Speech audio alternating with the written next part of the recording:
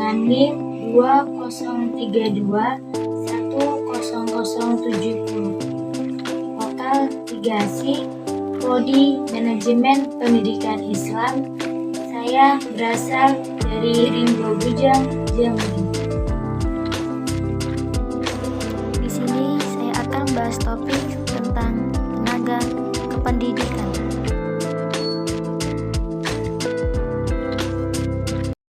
Istilah pendidikan berasal dari bahasa Latin yakni kata educare maupun educare yang artinya memandu keluar atau memimpin. Arti pendidikan menurut para ahli. Yang pertama yaitu menurut M. Nursyam, pendidikan merupakan sebuah lembaga dan usaha pembangunan bangsa dan watak bangsa.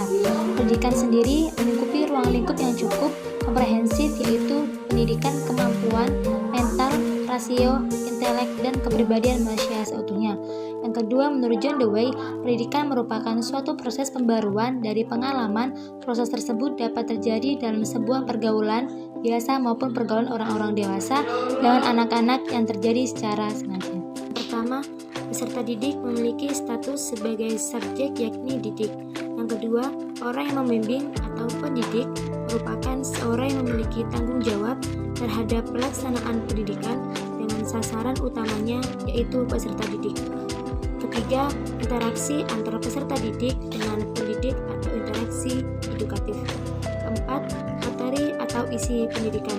Dan unsur yang terakhir, konteks yang membawa dampak terhadap pendidikan.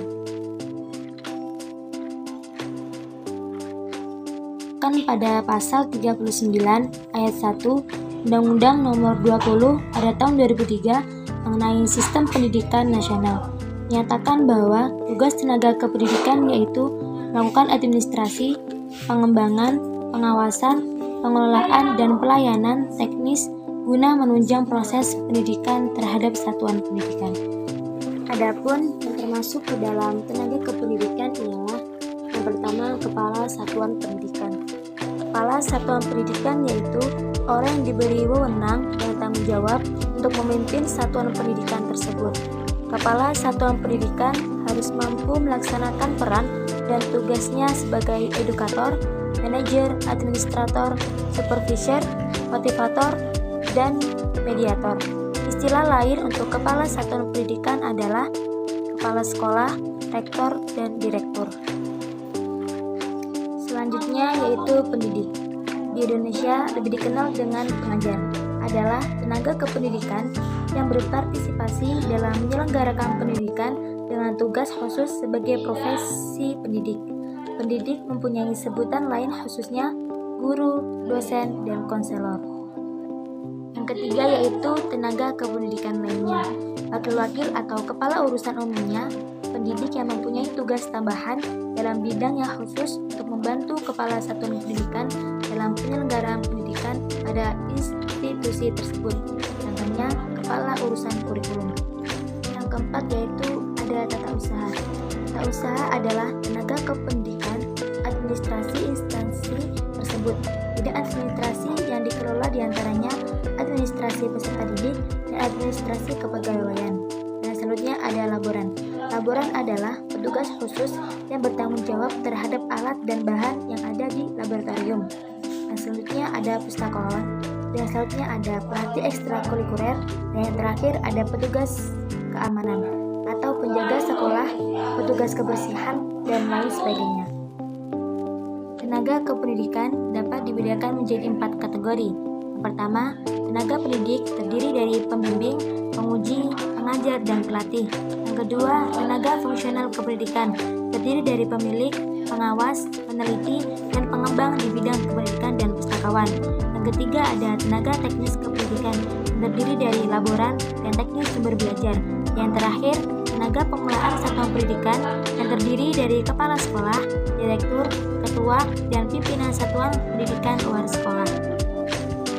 Materi yang terakhir yaitu mengenai pelayanan dalam tenaga kependidikan. Yang pertama yaitu proses perencanaan yang dilakukan seluruh tenaga kependidikan yang harus berupaya dengan sangat serius sesuai dengan tugas pokok dan fungsi demi tercapainya peningkatan mutu pelayanan siswa di sekolah. Yang kedua, proses proses pengorganisasian tenaga kependidikan dalam memberikan pelayanan yang terstruktur dan sesuai dengan prosedur yang ada, dan dalam pengorganisasian dilakukan dengan lebih menekankan pada pengaturan mekanisme kerja masing-masing tenaga kependidikan. Yang ketiga, ada proses pengamatan atau pemantauan terhadap pelaksana pelayanan terhadap siswa harus sesuai dengan prosedur yang berlaku dan sudah sesuai dengan standar operasional prosedur. Yang terakhir yaitu ada proses evaluasi. Proses evaluasi yang dilakukan secara bertahap dan hasil evaluasi terus dilakukan perbaikan sehingga dapat meningkatkan mutu pelayanan siswa dari waktu ke waktu. Kesimpulan, tenaga kependidikan merupakan seorang anggota masyarakat yang diangkat dan mengabdikan dirinya dengan tujuan untuk menunjang penyelenggaraan pendidikan. Tenaga kependidikan meliputi tenaga pendidik, penguji, pemilik, pustakawan, pengelola satuan pendidikan, peneliti, dan pengembang di bidang pendidikan, laboran, dan teknis sumber belajar. Tenaga pendidikan itu dapat dibedakan menjadi 4 kategori. Ada tenaga fungsional, tenaga pendidik, tenaga teknis, dan terakhir tenaga pengelolaan. Itulah presentasi dari saya. Lebih dan kurangnya saya mohon maaf. Saya akhiri. Wassalamualaikum warahmatullahi wabarakatuh.